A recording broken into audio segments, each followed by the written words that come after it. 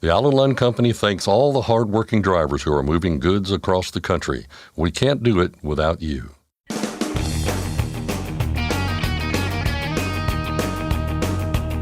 OOIDA, representing America's truckers since 1973, presents Landline Now with your host, Scott Thompson.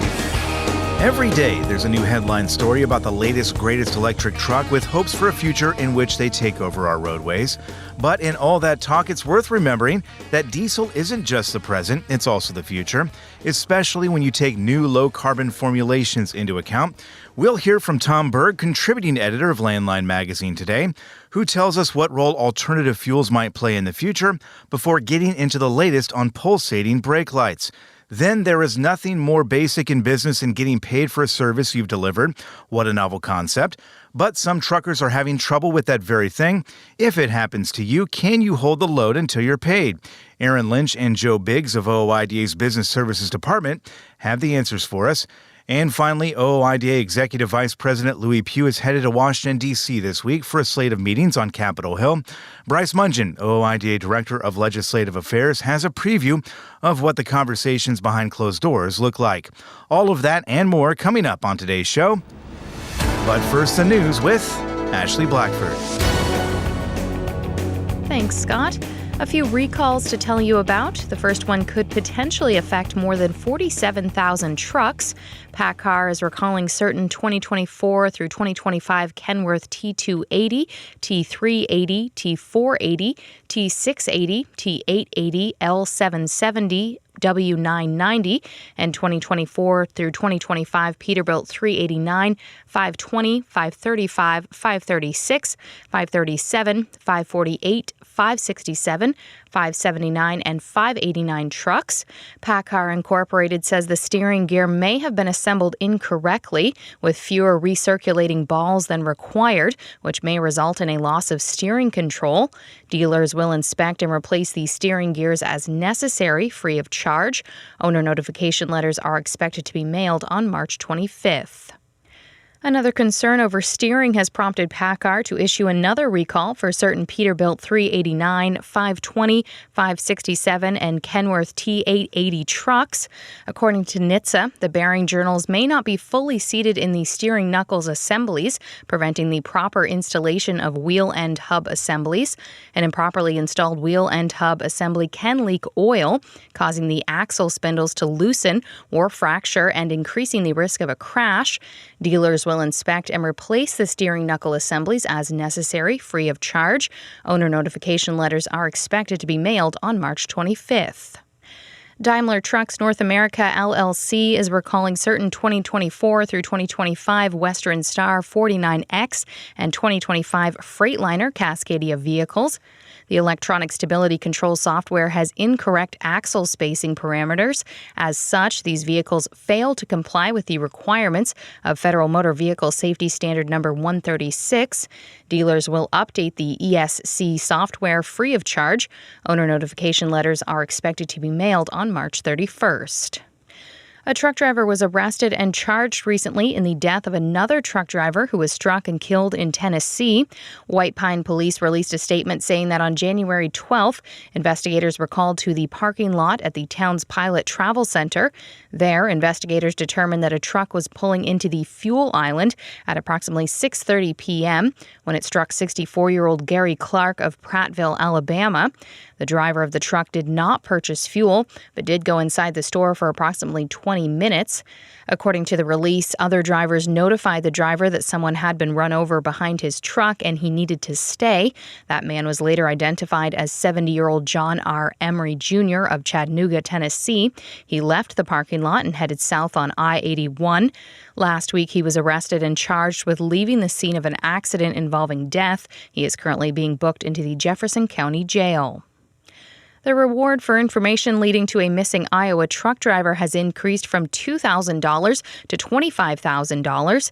The Sioux City Journal reports that last week, the Sac County Board of Supervisors voted unanimously to use $25,000 of American Rescue Plan funds for the reward. David Schultz has been missing since before Thanksgiving. The 53-year-old father was last heard from on November 21st, according to police. The truck he was driving, his wallet, and phone were reportedly found at a rural intersection north of Sac City in Iowa. Anyone with information is asked to contact the Sac County Sheriff's Office. 123 roadside assistance providers were killed between 2015 and 2021, according to the American Automobile Association. The AAA Foundation said these providers included tow truck drivers, mobile mechanics, emergency roadside technicians, and safety service patrols. The AAA Foundation researchers combed through diverse information sources and uncovered the 123 fatalities by passing vehicles in the 6-year span. According to a release, this figure is much different than the approximately 34 noted in national crash data. The foundation found the discrepancy is due to persistent failure of state police crash report forms to capture that crash victims were roadside assistant providers, instead often recording them as pedestrians. Dr. David Yang, who is president and executive director of the AAA Foundation for Traffic Safety, said many of these crashes could be avoided if drivers focused on driving and observed the law by slowing down and moving over when they see roadside assistance providers performing their duties. $2.6 million has been announced for projects in Quebec to improve supply chains. Recently, the Minister of Transportation and Quebec Lieutenant Pablo Rodriguez announced an investment of more than $2.6 million for 2 projects in Quebec under the National Trade Corridors Fund. The money will go toward implementing a data science and knowledge transfer hub for trade and intermodal transportation in the St. Lawrence Great Lakes corridor. Another $50,000 was also announced for Cargo M, which will implement an automated tool to identify available indoor and outdoor storage spaces in the Greater Montreal area. This will improve fluidity and reduce supply chain congestion in the Port of Montreal. Shell Rotella has announced the dates for the 42nd annual Super Rigs. From May 30th to June 1st, Texas Motor Speedway will play host to this year's Truck Beauty Contest. This year's competition will have more than 20 awards up for grabs, including Best Chrome, Best Lights, and the prestigious Best of Show.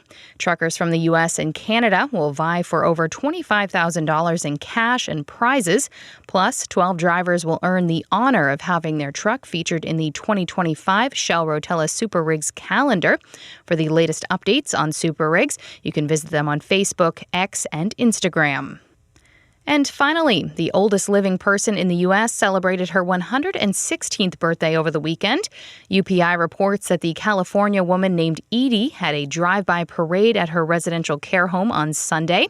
She was born in 1908 and is the oldest living person in the United States and the second oldest living person in the world.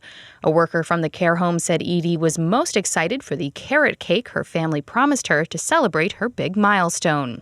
That's Landline Now News for today. I'm Ashley Blackford. Thanks, Ashley. If you want in-depth coverage of the trucking industry, you'll find whatever you're looking for on our website, landline.media. From reporting and opinion pieces to pretty much anything in between, check it out at landline.media.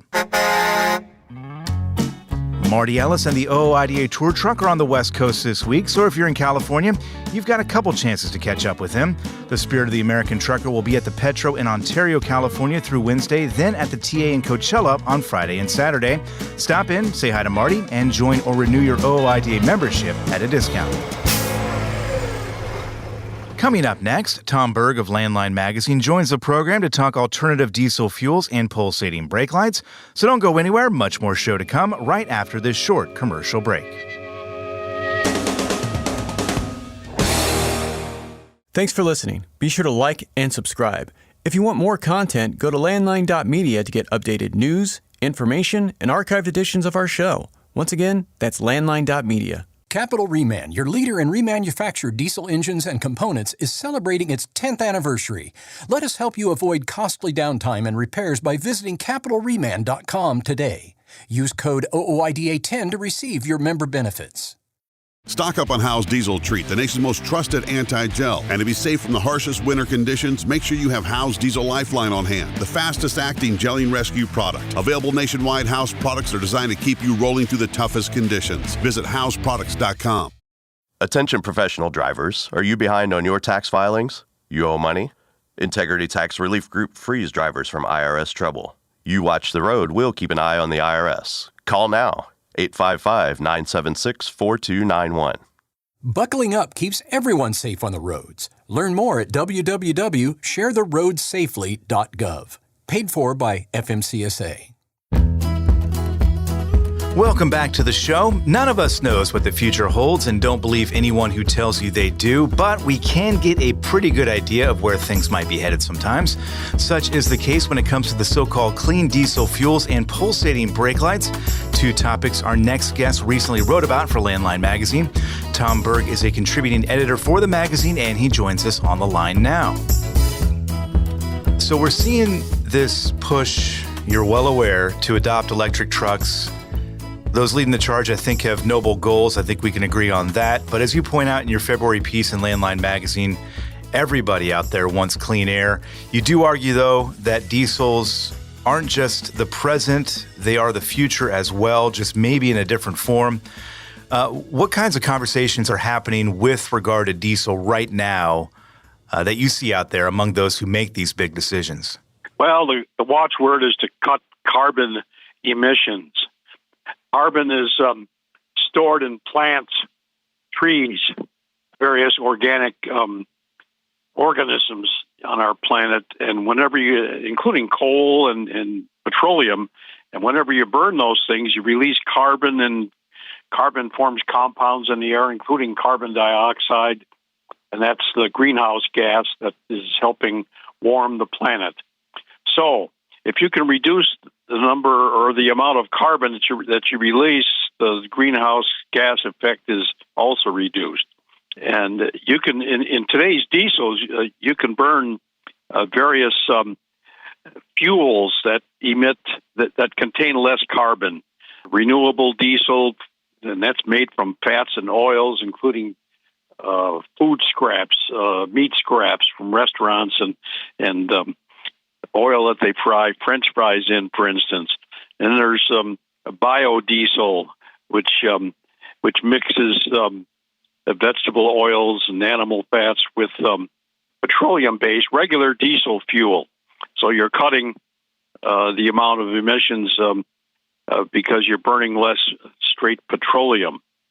And you can burn up to 20% biodiesel in your current engine. Most engine makers allow what's called B20 or biodiesel 20, which means 20% versus 80, combined with 80% petroleum diesel. And so you can use these in your current diesels, but they're more expensive. And if you're a fleet, you can acquire these kinds of fuels and get various kinds of credits from state and local sources, which reduces the cost of them. But as it is, it costs 10, 20, 30% more than straight diesel fuel. So I don't think a lot of owner-operators are going to buy these types of fuels, but they might, if they have a mind to do their part in reducing air pollution. So, but as far as diesels, yes, they are going to be the future well into the 2030s. So we're talking, another 10, 15 years, maybe into 2040. So they're just a great power source and have been, of course, for many years. Well, and that's the interesting thing, too, I think, because I think we're on the precipice of something here with electric trucks, and you talk about these diesel alternatives here. Clearly neither are feasible for different reasons, I suppose, right now. But it does feel like we're heading to some place where maybe there's a mix between the two, right? We've got electric trucks out there for those who want to kind of go that route, and maybe these renewable diesels, these biodiesels for others. But again, as you mentioned, the cost is the big thing right now, right? That's going to have to come down for this to be used on a large scale. Yes, of course. And it just observing the development of electric trucks in recent years, I've come to the opinion that they don't make any sense for long haul, straight electric, battery electric trucks. Batteries are just too big and heavy to place on the truck, so you're cutting your payload.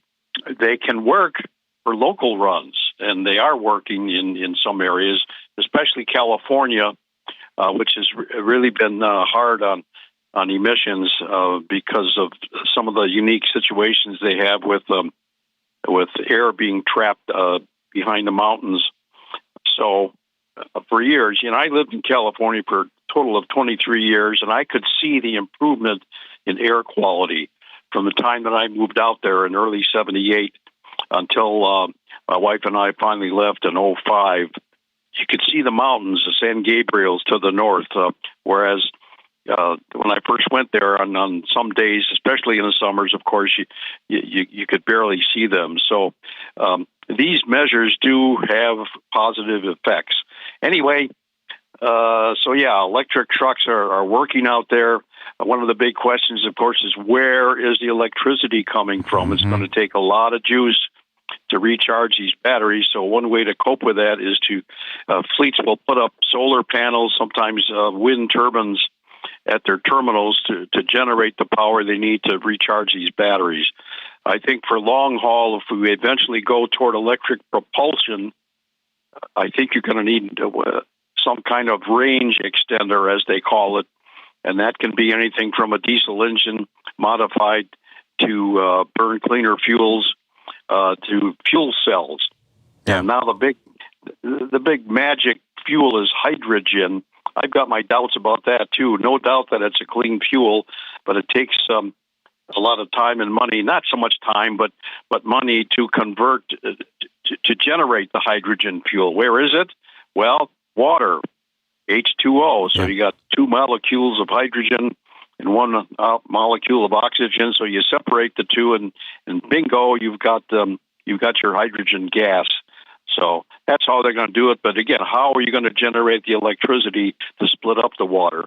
And if you do it cleanly, that's fine. If you just use regular electric power off the grid, well, how is that produced? Yeah. Batteries, by the way, how are they produced? Where are the chemicals, the minerals coming from to make those batteries? Sometimes those are not clean processes. So there's all kinds of things. But yes, it'll be a combination of things as we get into this big campaign, this big crusade to reduce emissions. Yeah, for sure. Yeah, we're looking for a win-win situation here, obviously, and one in which truck drivers, truck owners don't have to break their back to buy into this new technology. It does feel like we're on the verge of this, but it will take some time, and be curious to see where this all goes. Tom, I wanted to pick your brain about something else as well here. We just talked about the February piece in Landline Magazine that you wrote. You've got one coming up in the March issue. The focus of this one is pulsating brake lights. I'm curious what set you down this path. Well, I went to a meeting. I belong to the Technology and Maintenance Council of ATA, and I go to meetings twice a year. And there was a session last September in Cleveland, where they talked about these lights and the legal ability to use them. And the start of it was a test by Groendyke Transport, a big tanker fleet out of Oklahoma, that put flashing amber brake lights on a bunch of its trailers and compared the experience. The idea was to get the attention of drivers immediately behind the rig, that the truck is in the process of slowing down or stopping. And the fleet found that these flashing lights that were wired into the brake light circuit reduced rear-end collisions, that is, where their trailers were rear-ended by errant motorists, reduced them by about a third, 37%, in fact. So that is a substantial decrease. They did this without any authorization from the feds. There are rules on the books, of course, regulations regarding lighting, and a steady red is what is in the regulation in most states, and certainly on the federal level. But they just did it and got away with it, apparently. Subsequently, they got a waiver from the Federal Motor Carrier Safety Administration to use these flashing lights because it's different than the steady red. Meanwhile, Grody, the lighting manufacturer in Indiana, took note of this, and eventually worked with Schneider National up in Green Bay on another test. And Grody, meanwhile, devised a combination amber and red light. And so when the driver first touches the brake pedal, it flashes amber 5 times in 4 seconds and then changes to a steady red. So on the one hand, it kind of deviates from the federal standard for a steady red, but it also gets right back into compliance within 4 seconds. And I've seen at least one of these on the road near where I live here in Ohio, and it does get my attention. And there are a number of places. The feds, by the way, issued Schneider and Grody pretty far-encompassing waivers for the use of these things. So now almost anybody can use a pulsating brake light. Yeah. And there are places where the feds want you to put them, and there's 5 different combinations. But it's a combination of a low-mounted light, or maybe 2 lights, to get the attention of the guy right behind you. That's the guy who's going to rear-end you. Also, the higher-mounted lights can be seen farther back in the traffic lineup. So those people know that, hey, that brake is going to slow down and maybe stop. I better get my foot off the gas. So they do work. They do work, and they don't cost a lot to install. My contact at Grody said that most trailer manufacturers now will install the wiring for this kind of a light, but they will not hook it up. That is, they will not wire, the light itself, right. And that's because NHTSA, the National Highway Traffic Safety Administration, does not go along with the waiver. So you order your trailer with the wiring already installed, and then you install the light and plug it in, and now you're good to go and stop. Sure.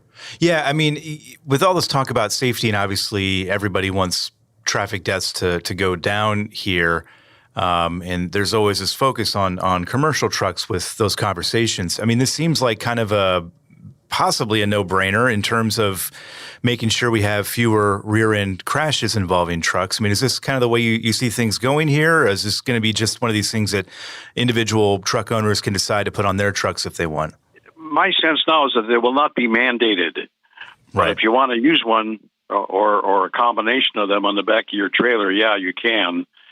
Just be aware that you need to use the proper waiver to use this. But I don't know. Not many police are going to pull you over for having this, and then only to find out that, yeah, you've got a waiver that is through.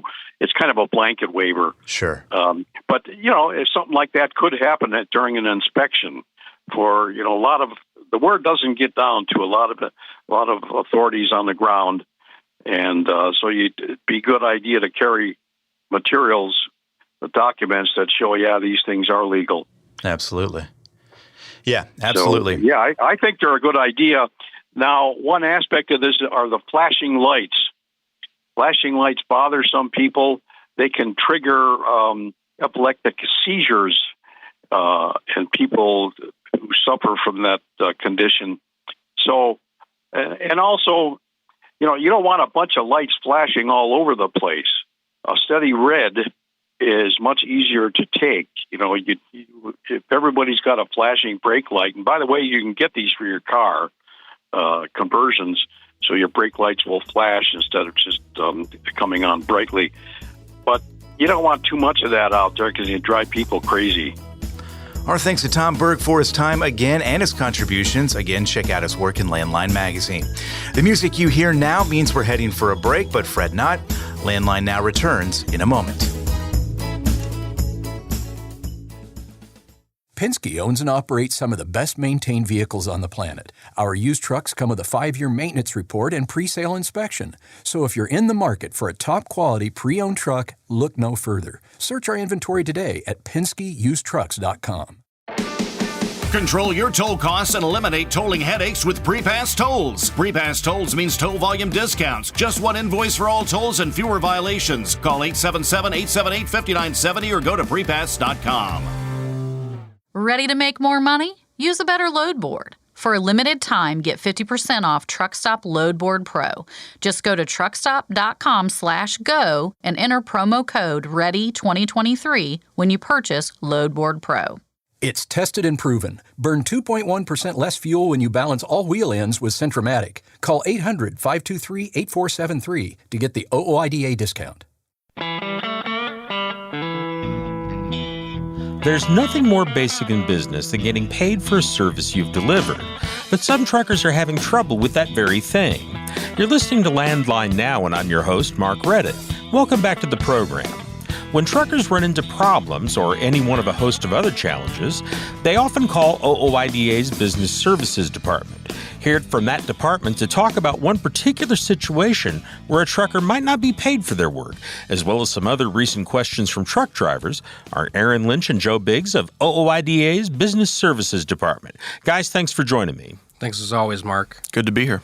Joe, let's go ahead and start with you. I mean, on a basic level, the question is, can a carrier hold the load until they receive payment for delivery? What is the answer to the basic question, or is there a single answer? So the FMCSA on their broker and carrier fraud and identity theft page that they have online explicitly states that holding a load hostage until you receive payment is illegal.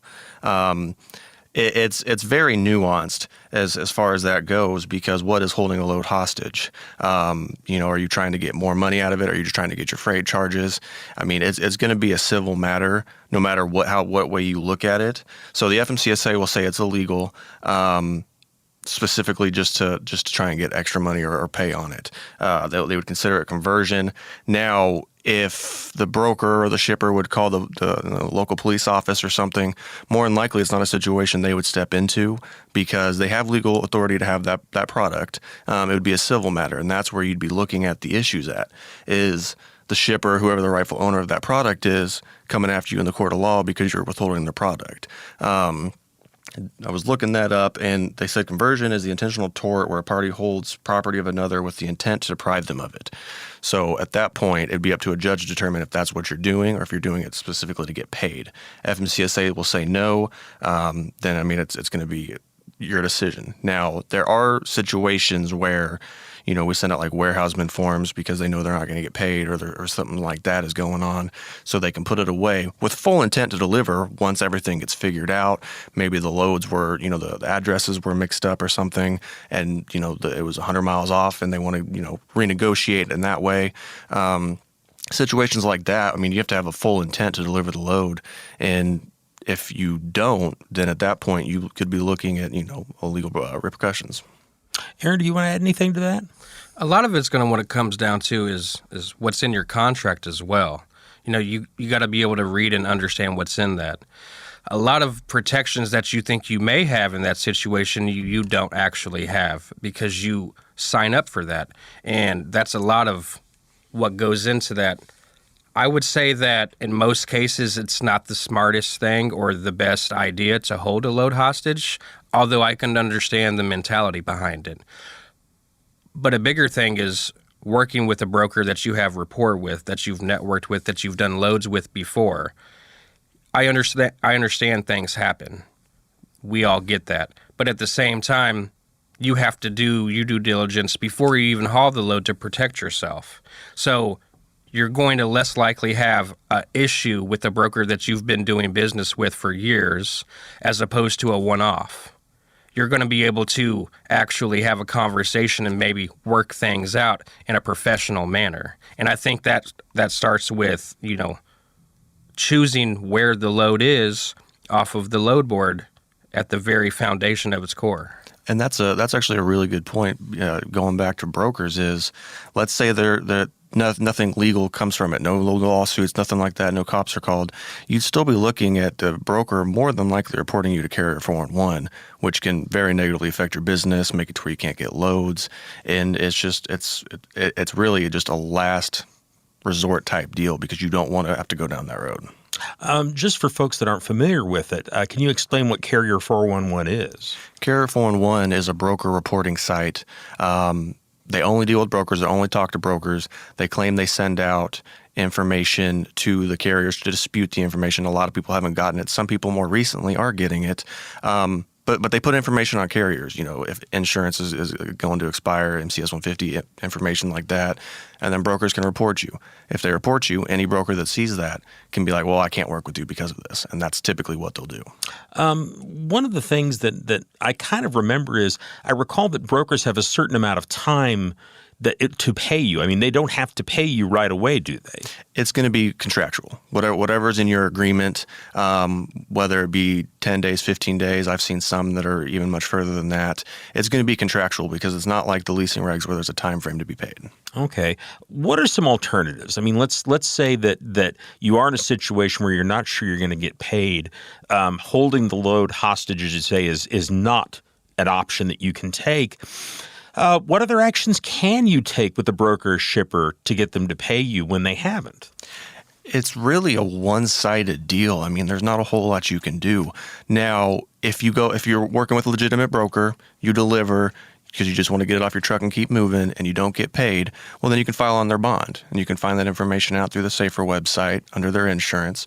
Other than that, there's not a whole lot of recourse. I mean, you could always take them to court as well for breaching whatever agreements you have, but that is time-consuming. A lot of carriers can't do that, and you will more than likely have to go to their base jurisdiction to do so. So if you're West Coast, they're East Coast, it's not really feasible for whatever amount that you should have been getting paid. Okay. Is there anything else on this particular topic that people need to be aware of?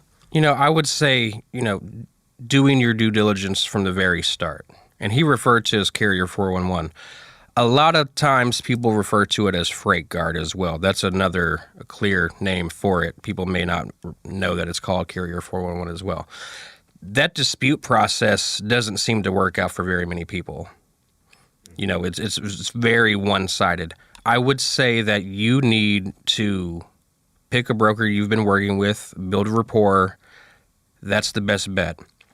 Another thing you can do sometimes is if you have not got paid outside of trying to file on the bond, you can try to reach out to the shipper to see if some action can be taken because of that. It also sometimes depends on, what the contract says is if you can reach out to the shipper. But at some point, if you're not getting paid, well, they're breaking their contract as well, so you're going to reach out to the shipper regardless. That sometimes works, and putting a little bit of pressure or heat under that, it's kind of a workaround to that. Contacting the actual, customer itself is frowned upon from the broker side, but, at that point, you got to do what you got to do. Yeah, there you go. Let's go on to another topic here, and this is one we've got a lot of carriers that are dropping out of the industry, a lot of carriers that are stopping due to financial problems. But at the same time, we're apparently still getting questions from truckers about getting a new operating authority. How much traffic are we seeing in terms of people seeking new authority? I wouldn't say it's all too much, especially as opposed to when the pandemic had arisen. Right in that kind of wheelhouse in 2020, 2021, the market boomed exponentially. I mean, people were getting their authorities in droves, numbers like people have never seen.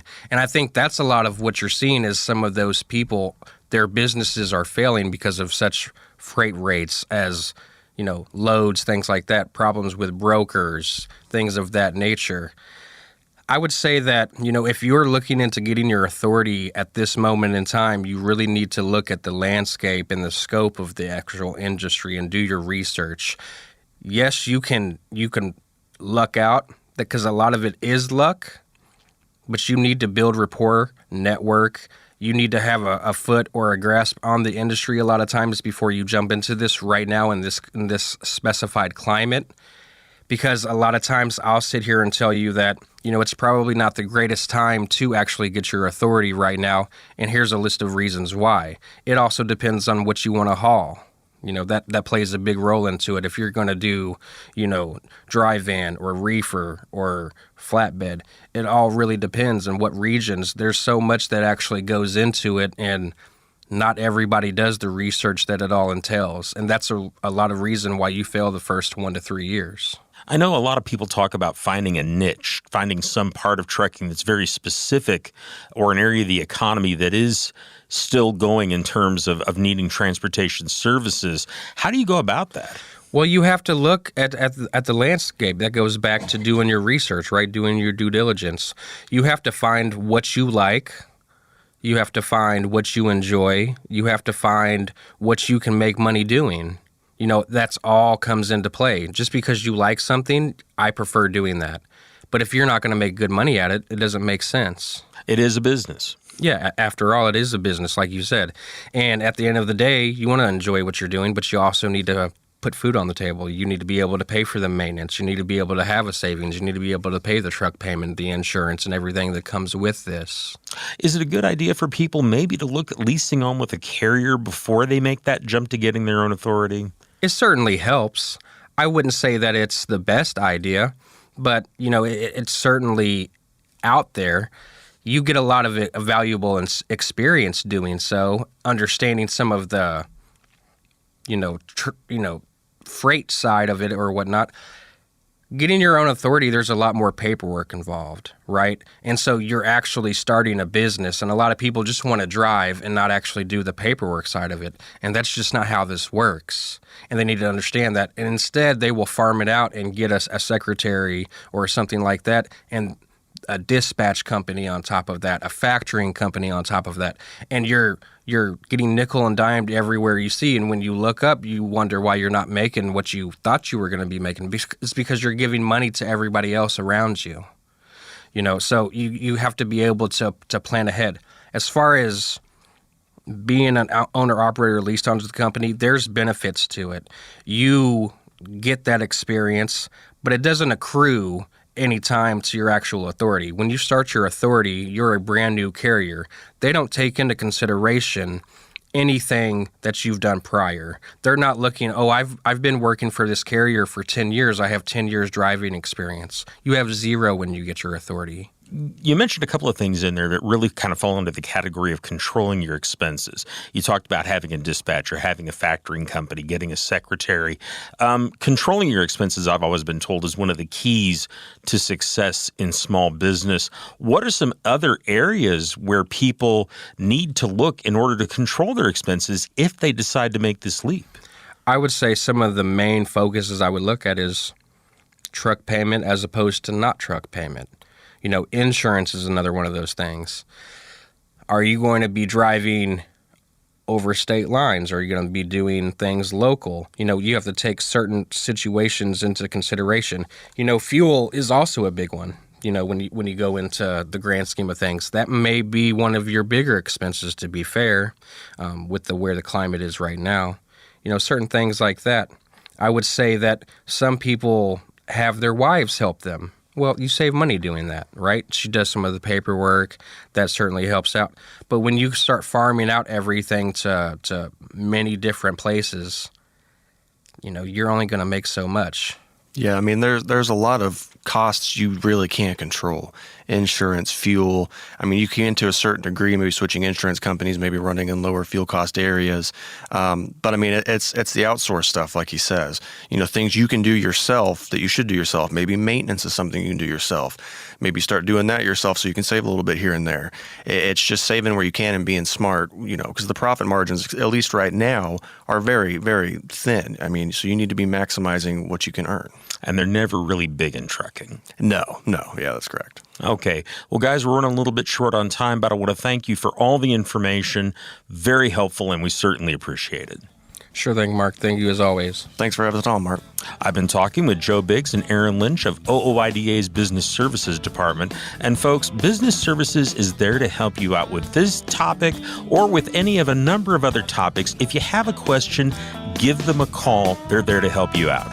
The number is 816-229-5791. We'll be back in just a moment with more of the program. I'm Mark Reddick, and this is Landline Now. Are you tired of the IRS following you around like a dark cloud? Call 888-557-4020 and get your life back. Dispatch, I picked up that load of steel, so I'm ready to roll. Sounds good. Remember, we're getting paid by weight, so make sure to use a CAT scale. I wouldn't weigh anywhere else. Forget misaccuracy when you're truck on a CAT scale. Since you started, what you've loved about trucking is the freedom. Heading out on your favorite route a good driving song, and thinking about truck insurance. Well, maybe not that last one. That's why we're here. At OOIDA, we have a full range of truck insurance products, expert advice, and great customer service, helping you get the right coverage for your operation. Go to OOIDA.com, because your job is to drive. Our job is to help with everything else. Welcome back to Landline Now. We'll close things out today by looking to the week ahead in Washington, D.C., where it's going to be a busy week for the OOIDA crew. Bryce Mungen, the association's Director of Legislative Affairs, is going to break it all down for us, and he joins us on the line now. Bryce, how you doing? I'm good. How about yourself? Doing great. Thanks for asking, and thanks for doing this as always. Yep. So you're playing host to OOIDA Executive Vice President Louis Pugh this week, chaperoning him, supervising him. Not sure what the right term is, but he's going to be there. He's back in town. I know he's going to hit the ground running, as he always does there. What is on the agenda? Yeah, you know, I don't know. I don't know exactly what the right word is, but Louis certainly has enough Capitol Hill experience that he's got a good handle on what's going on here.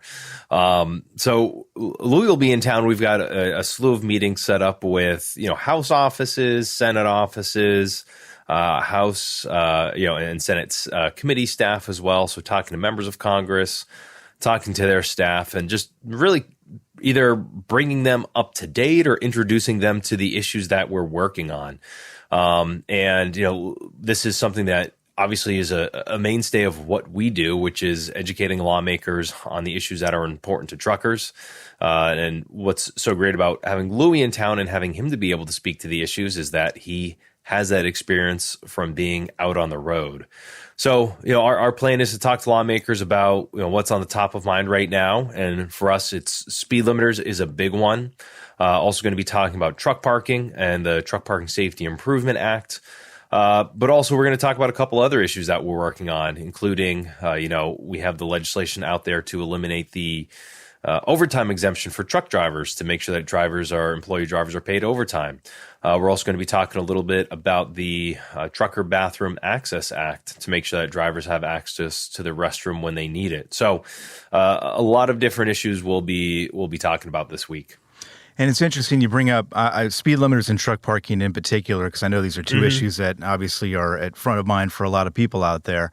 When Louis meets with these folks, it is different from when, for instance, you or your colleagues there in the OOIDA Washington, D.C. office meet with them as well, right? Because as you mentioned, Louis has that experience, but also he's able to kind of explain these things in ways that lobbyists and other people like that are not able to. Just the value of him being there and talking to them and kind of, plain speak about what's going on, that really is a huge asset to the fight, isn't it? Yeah, absolutely. I mean, Louis brings credibility to our operation. And, it's obviously we're talking about Louis coming to visit here, but I think that's what brings OOIDA credibility across the board is that, we were founded by truckers. Our board is made up of truckers, and we have lots of people working in Grain Valley that have trucking experience and are talking to truckers every day. So, anytime we're meeting with lawmakers, whether it's myself, Colin, Doug, or anyone else down here in the DC office, they can be sure that we're speaking for truckers because we're talking to them every day. But Louis, having that experience firsthand, brings that additional credibility. And in addition to the credibility, it's also just that experience because he just knows the ins and outs. He can speak to any specific questions that come up. He'll think about things that we may not think about or, connect dots that we may not think about. So, we're still learning every day or anytime that these conversations happen. And you pick up pieces of, pick up new pieces of an issue when you're having these meetings. Yeah, and I think the lawmakers in general, too, enjoy meeting with him because it is, a different conversation than it would be with perhaps another group for sure. You mentioned speed limiters. I wanted to get back to that, and that was a question I was going to ask just a moment ago. But do you feel confident? I feel like we are seeing maybe some momentum on the legislative side of things. Obviously, FMCSA is going to give us more information any week now probably on what they plan to do. But it does seem like the issue is gaining more traction in Congress. Is that a fair assumption, or am I being a little bit too optimistic? I think we continue to still slowly build momentum. I don't know that we've seen huge movement on the legislation in the House and Senate here over the past few weeks, but I do feel confident. We kind of want to use some of these meetings here this week to kickstart or restart the conversations that we're having with lawmakers. The goal is to get more lawmakers to sign on to the DRIVE Act in both the House and the Senate. That's the legislation that would stop DOT from issuing the speed limiter on heavy-duty trucks. So I anticipate that we'll see some new momentum here over the coming weeks. I'm not going to ask you specifically who Louis is meeting with, but I'm curious as to whether he's going to be meeting with people who don't necessarily see eye to eye with OOIDA on some of these issues. And, obviously that's the idea here is trying to convince people maybe to take on this issue or sign on to a piece of legislation. Is he meeting with people who don't necessarily agree with, the association's stances on certain things? Because that is that's obviously a goal here, right? Yeah, I think generally speaking, one of the things about OOIDA and given, just how diverse trucking is and how diverse our membership is. We have small carriers, we have owner operators, we have employee drivers. You're going to sit down with any member and you're going to have some issues where you don't see eye to eye on everything. So, getting back to what we were talking about a little bit before, I think when you can speak honestly with lawmakers and tell them where you stand, that brings some credibility. So certainly in these meetings, we're going to be talking to lawmakers where we don't see eye to eye on every issue. I think where we're at right now in the process, though, is we're trying to still be targeted in our outreach and find where, who's going to be the most sympathetic or understanding on these issues as we try and build support. These are issues where we're, on speed limiters, it's a little bit reactive because we are fighting against what the U.S. DOT is doing, but we're being proactive on our legislation. Same thing with truck parking. We're going and being proactive. So it's finding those members where we think they should have an interest. A lot of that, too, comes down to what committees lawmakers serve on. So we'll be sitting down with a lot of members who serve on the House Transportation and Infrastructure Committee, the Senate Environment and Public Works Committee, also House Small Business Committee, and even on something like speed limiters, there's some members on the House Agriculture Committee. There's ag interests that don't want to see this speed limiter mandate go through. So, we try and target by where members have the most knowledge and also where they have some of the most control to do something over an issue. If you're a lawmaker who doesn't serve on the Transportation and Infrastructure Committee in the House, you may not be as knowledgeable, or your voice may not carry quite as much weight on an issue as if you have jurisdiction, you have some more control over those issues. Yeah, so Louis obviously is a big domino, one of the dominoes, many dominoes that needs to fall to get these issues kind of across the finish line, to mix analogies and whatever else I'm doing there. But the real work, really starts after he leaves, or I guess when he's not there as well, right? Because after the fact, you're going to be doing follow-ups, I imagine, with a lot of these lawmakers and their staffers. But more importantly, our listeners, OOIDA membership, truck drivers in general, it really is upon them, just as Louis brings perspective to them during the conversations. The people listening to this right now really have the biggest power out there, right? Yeah, absolutely. And, I speaking as someone who worked on Capitol Hill a few years ago now, but, talking to constituents, talking to the people that you're supposed to represent who have direct experience with an issue is really important and also really helpful. Because, again, you can bring that credibility when you talk to your lawmakers. You can tell when you're talking to somebody who knows about an issue, as opposed to, someone who just kind of has some general feelings or general thoughts about, whatever political issue of the day is. So we always say it, but don't be afraid to reach out. You are an expert on these issues. And just by speaking about your experience, that will come through to lawmakers and their staff who most certainly should be listening to you. Bryce, good luck with Louis this week. Thank you. Our thoughts and prayers are with you. Not we necessary appreciate your at time. all. Thank you. Thanks, Bryce. Take care. And that's our show for today. We thank you for listening. There's another Landline Now right around the corner tomorrow, in fact. So we hope to see you then.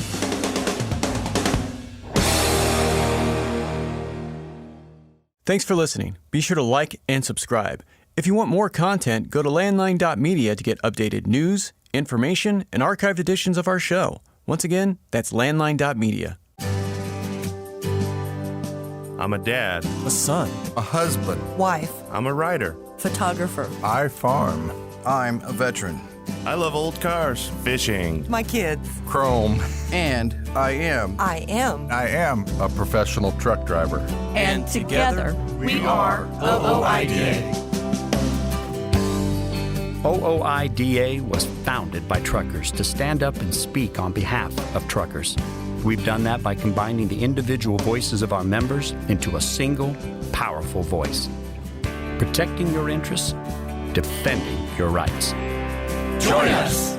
Make your voice heard. Join OOIDA, the Owner-Operator Independent Drivers Association. Call 1-800-444-5791 or visit OOIDA.com.